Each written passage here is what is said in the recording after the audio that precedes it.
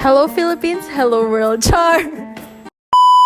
So for this Father's Day segment, hindi tayo magpapatalo sa ating nakaraang Mother's Day celebration. Nag-prepare kami ngayon ng mga words na pwede nating ma-associate sa ating mga tatay. So through these words, mag-iisip yung mga anak paano nila mako-connect ito sa kanilang mga tatay. So abangan nyo yan. And yun lang, abangan nyo lang. So what are you waiting for? Let's go!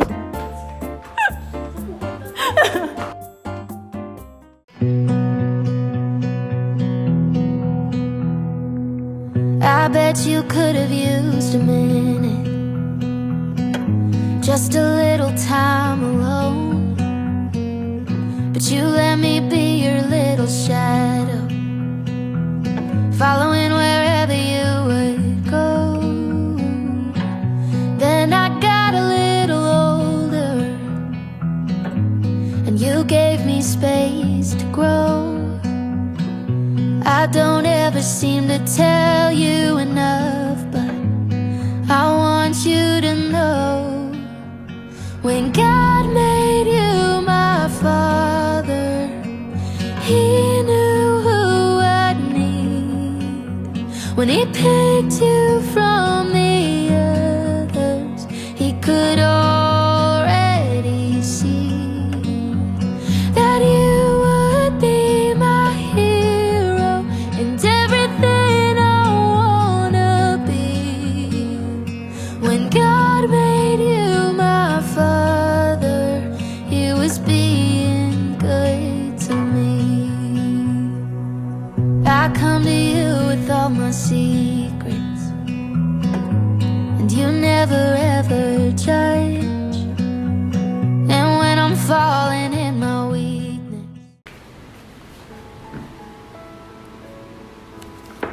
So first, yung barbecue grill, very memorable sa amin to. Especially, part siya ng work ng papa ko. So, yung papa ko, pag minsan kasi pag Friday, lagi silang bumibili ng pork ni mama sa work. Especially, dun siya nagtatrabaho. Tapos, lagi nilang, kasi pag lagi kami nagre-request, ang lagi naming request sa kanya is, mag-barbecue kami. Tapos pag sabi niya, sige, minsan kahit wala kaming pera, go lang siya, tapos maya magugulot ka na lang, may dala na siyang pork pang barbecue. So, then also, very memorable din sa amin yung part na pag may mga outing, like family outing, church outing, anong outing yan, lagi siyang may barbecue. So, barbecue grill is very memorable sa amin. So,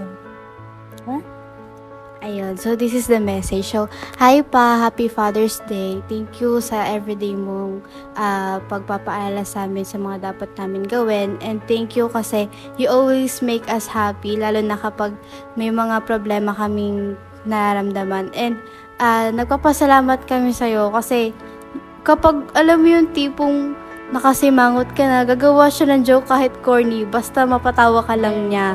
And so, nagpapasalamat ako kay Lord about that kasi binigyan niya kami ng tatay na mapagmahal. Ayan lang pa, I love you, happy Father's Day. ang masabi ko sa papa ko, yung very matyaga. Tsaka mapasensya siya. Isa din sa pinaka nagustuhan ko ugali ni papa is kung paano niya mahalin si mama. Napakita niya sa amin laging ganun. Tapos yung respect niya towards woman, ganyan. Ayaw niya lagi nakakita, like, mapalo lang kami ng ganyan ni kuya, sasabihin niya na pagsabihan lang, ganyan. Then, isa pa sa, pag minsan, pag kailangan ko, yung something na bagay man, pera man, ganyan, yung papa ko, walang atubiling maghahanap siya ng paraan, ma-provide niya sa amin yan. Yun lang po. So, papa, happy Father's Day. Mahal na mahal ka namin. Although dalawa lang kami dito, pero mahal na mahal ka naming apat. And sana magpatuloy ka pa sa paglago mo kay Lord. Although hindi ka nakakapagtuloy-tuloy, and wish namin na sana magkaroon ka ng day talaga na magpatuloy sa Panginoon. Yan lang. Ayan, toolbox. So, para sa akin, kukonek ko si Papa sa toolbox sa dami ng kaya niyang gawin. Di ba pag may mga toolbox, may iba't ibang tools doon. So, pwedeng may screwdriver, may hammer, and marami pang mga tools. So, maihandle ko si Papa ron kasi lagi ko siya nakikita ang dami niyang ginagawa. Ang dami niyang alam gawin. Electrical man yan, sa bahay, sa lababo, sa kusina, di ba?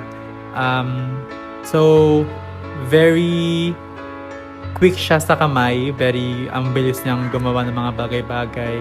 So, doon ako hanga sa kanya. So, meron nga yung pag-uwi siya sa bahay kahit di mo na sabihin, nakita niya lang na merong kailangang ayusin na yun. So, siya na bahala mag-ayos. So, ngayon, siya yung nagmunguna sa pagpapaayos ng bahay, di ba? Like, wala naman siyang, di naman napusan yung mga ganong bagay, di naman niya pinag-aralan yung mga ganon. Pero, sa mga skills na na-accumulate throughout yung ano niya, sa life niya yun, kaya niyang gawin yung mga bagay. So, doon ako hanga. So, alam ko, para to sa Father's Day, Happy Father's Day pa. I hope, I pray na like ang ingatan ni Lord sa alam naman malayo tayo sa darating din yung time na magkakasama-sama rin tayo. So, yun nga, dahil sa work ka natin maghiwalay for now. So, I pray na patatagin ka ni Lord sa mga pagsubok na pagkadaanan mo, sa mga araw-araw na pamumuhay mo, and mas maging maayos pa yung health mo. I know may mga nadamdam ka ng mga sakit. So, I pray din na pagaling ka ni Lord. So, ayun, like naming miss ni Mama, though every time naman tayo nagko-call, syempre iba pa rin pagkasama sa bahay, di ba? So, yun, we pray na like ang ingatan, and lagyan lang kami dito ni Mama. So, Happy Father's Day pa. Okay, watch. So, paano kayo kukumpara si Papa dun sa salitang watch? It can be yung watch na ito, relo, o yung watch na verb, yung nagmamasid. Una, si Papa, very keen siya sa ginagawa namin sa bahay. Particular kung paano namin iiwanan yung bahay bago matulog. I mean, kung nakapatay lahat ng ilaw. So, yun yung isa sa lagi mong maaalala kay Papa at ma-appreciate din at the same time. Tapos, lagi niya kaming binabantayan, lalo na kahit malalaki na kami or matatanda na, kung anong oras kami umuwi. So, na-appreciate namin si Papa sa ganun.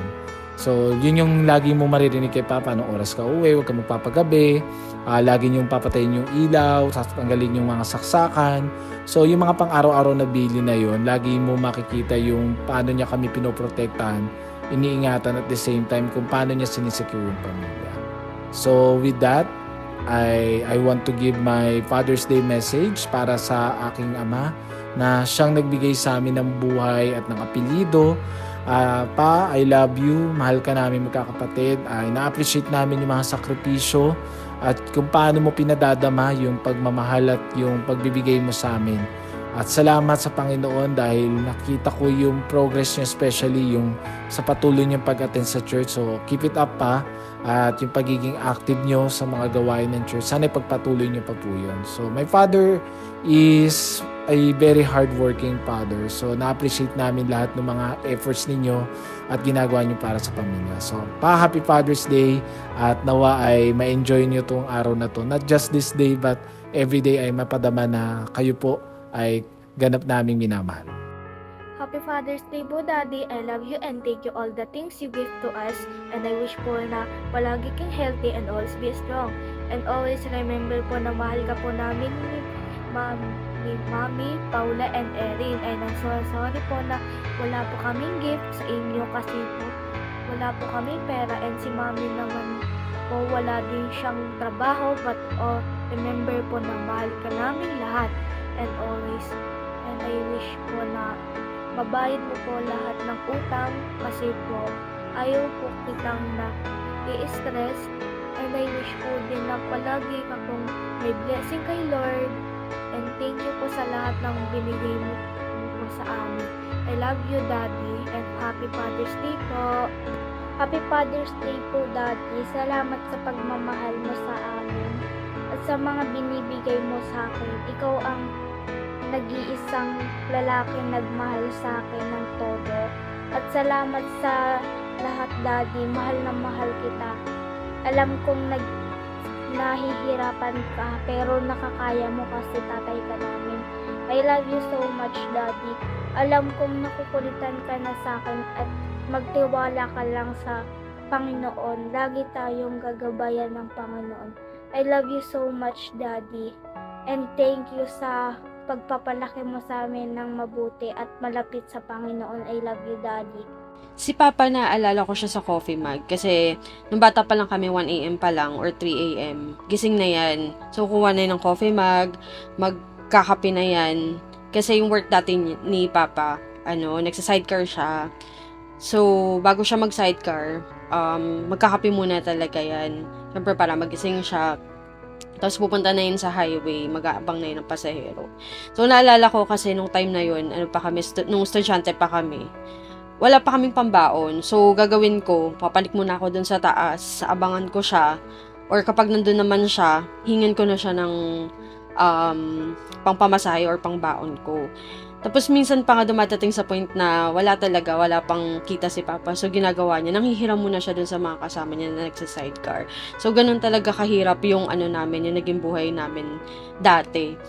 Pero, papasalamat ako sa Panginoon kasi pag naalala ko yun, alam mo yun, parang sobrang thankful ako kasi nagkaroon ako ng Papa na gigising ng umaga para lang meron kaming pangbaon sa school dati. So, talagang pinoprovide niya yung pangangailangan namin.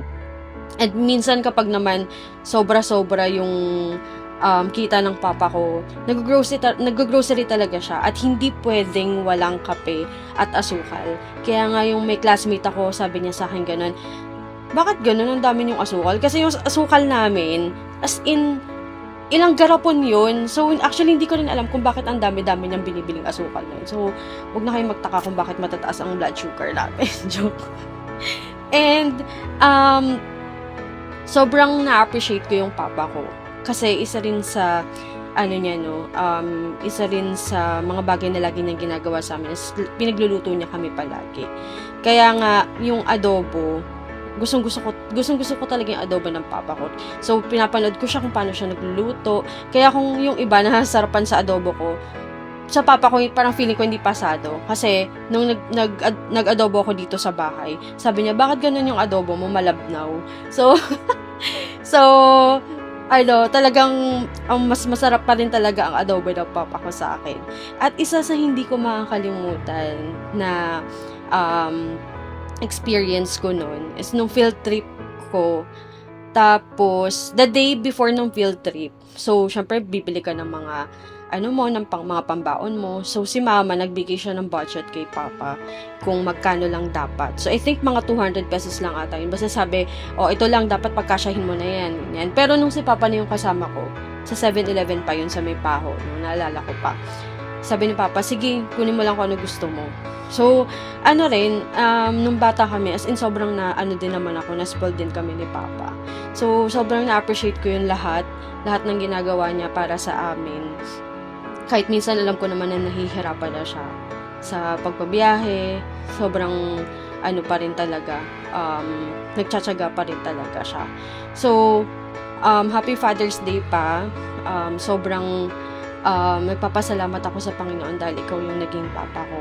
At alam mo naman kung ano yung desire ng puso ko. Sobrang saya ko. Sobrang, kung alam mo lang kung gaano ko kasaya nung bumalik ka sa Panginoon. Sana magpatuloy ka lang sa Panginoon at kaya natin lahat ng pagsubok para sa Panginoon. Naalala ko dati, sabi mo sa akin, tinanong kita, or sabi ko sa'yo, bakit ka ba laging umiinom?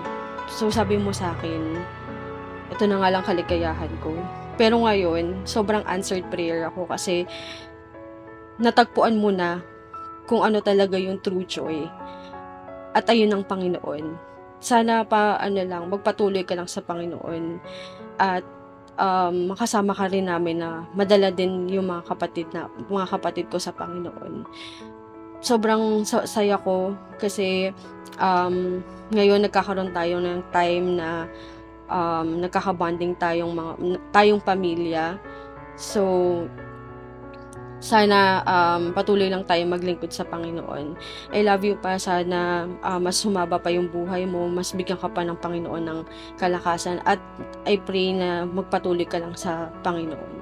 Love you pa. Happy Father's Day. So, ako muna unang pipili. I close my eyes and I can see. Char! So, my word is necktie. So, necktie. Yan, marami si Papa necktie. Iba-ibang kulay, iba-ibang design. Isa siguro sa mga hinahangaan ko kay Papa is yung fashion sense niya na parang medyo nakulangan ako. So, parang hindi niya pinaano sa akin, hindi niya pinamana sa akin. Kay Kyla, napamana niya kay Kyla and kay Kuya. So, yun yung isa sa kinakahangaan ko kay Papa. Kahit sobrang mura lang nung damit, pero pag sinuot niya na, pag in-style niya na, iba na yung dating. Ang ganda na, parang ang mahal na tingnan, ganyan yung mga shades na meron siya sa bahay. Pag sinuot niya na, pag nag-beach ka, may akala mo sa SM, sa Dior, sa kung saan man niya binibili. Pero, may salamin ba sa Dior? Char, cut. Pero nabili niya lang talaga yun doon sa nagkakariton, ganyan, yung naglalako sa daan. So, ganun siya ka-creative talagang mag-style sa sarili niya. And, Sa mga props niya. oo, ang galing talaga. Like, hands down na kay Papa. Pagka nasa mall kami, may mga nakikita siyang sapatos, may maririnig siyang anak nagsabi, sapatos na naman. Char! Pero yun, ang galing ni Papa kasi pagka pumili siya ng sapatos, may napipili na siya agad na outfit. So, yun is sa kinakahangaan ko kay Papa. Wallet. Ay! Wallet ang napili ko. Ito ang... Ba't nga ba wallet? Ito ngayon wala si Papa. Ayan, si Papa pagka nagkapera kasi siya, kagabi nga nag-uusap kami, si Papa pagka may pera siya, talagang ini-spoil niya ako kapag after ng school ko, talagang... Sana all. Talagang binibilan niya ako ng McDo, ganyan, Jollibee. Kahit yung mga kaibigan ko, kung tinatanong niya kung gutom ba kayo, ganyan. Pero syempre, hindi tatagi mga kaibigan. Once in a blue moon yan. So, ayan, nakakatuwa si Papa kahit minsan, talagang kadalasan medyo tight siya sa money. Talagang may way pa rin siya para mang-libre siya sa amin. And yun yung kinakatuwa ko. And sobrang sinuspoil niya rin si Mama pag birthday ni Mama or anniversary nila, talagang kitang-kita namin yung pagka-spoiled brat ni Mama. Yes, ang iyong mensahe para sa Ginoong Rodel. Ang aking mensahe sa Ginoong Rodel. Hindi, ang message ko kay Papa, this past few days, medyo nagdadrama ka, ganyan, wag na i-celebrate yung Father's Day. Ang tanong ko lang, ano ba trip mo pa? De, joke lang. Parang may ganung si Papa na parang drama-drama mo na siyang kineme, ganyan. Uy, wag yun na i-celebrate yung Father's Day, wala lang naman yun. O kaya, dyan na lang tayo sa o kaya sabi niya, wag na nga, ayoko na makaabala sa inyo. Nag-send pa siya sa akin ng message sa chat. Mga mahal kong anak.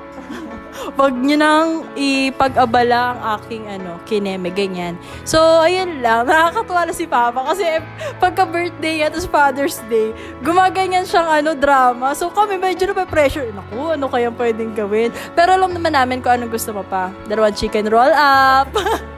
Si Papa, sobrang hinahangaan ko yung love niya para kay Mama. Yun talaga yung hindi niya kayang mawala si Mama. Like, nakaraang araw pinag-uusapan namin kasama nila Ate Rosel. Share ko sa kanila na lagi minabanggit ni Papa na pagka nawala si Mama, susunod na raw siya. Ano pala to? Paunahan, pasunuran, ganyan.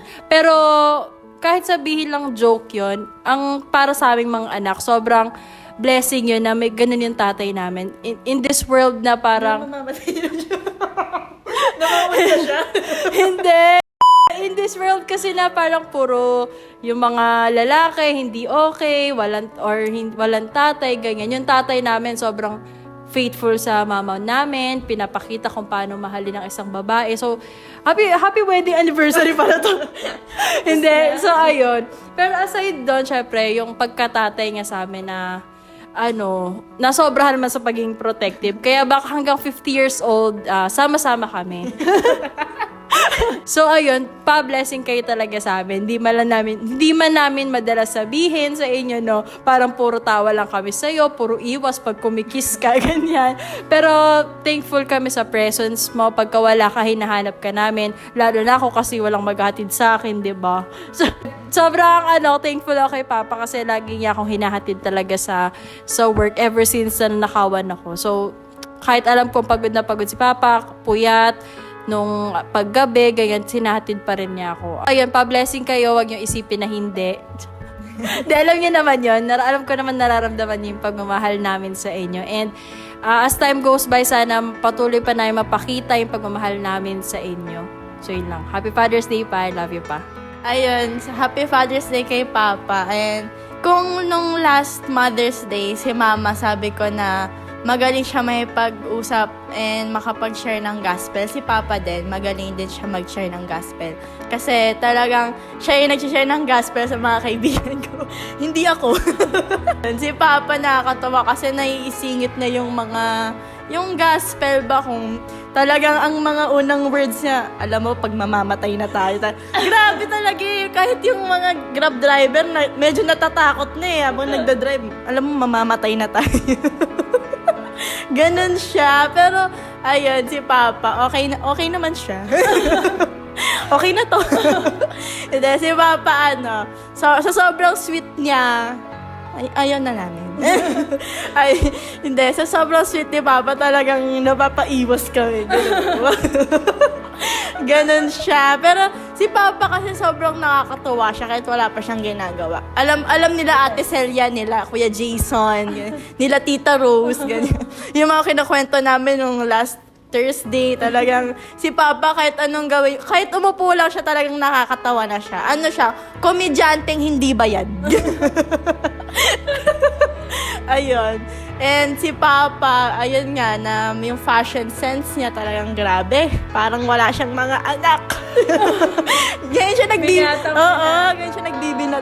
no? Talagang ganun talaga pag 19 years old, na-fall ka rin. Ganda ni Mama. Ganda talaga naman. Haba na hair, Ma. Happy Mother's Day. Ayun. So, si Papa, sana mas lumago pa siya. Mga desires ni Papa sa pastors na gusto niya lumago tayo and yung in quality and in quantity. Wow! Q yun, Q. 3 steps forward, 3 steps backward. And sana yung kanyang health, yung tinapay, ganyan. Medyo bawasan naman natin. Dalawang chicken roll. Dalawang chicken roll. Sana yung kanyang health niya and yung long life, super long life, yung talagang siya na lang natitira sa mundo. Ayan, Happy Father's Day, Pa. We love you, Pa. Bye-bye.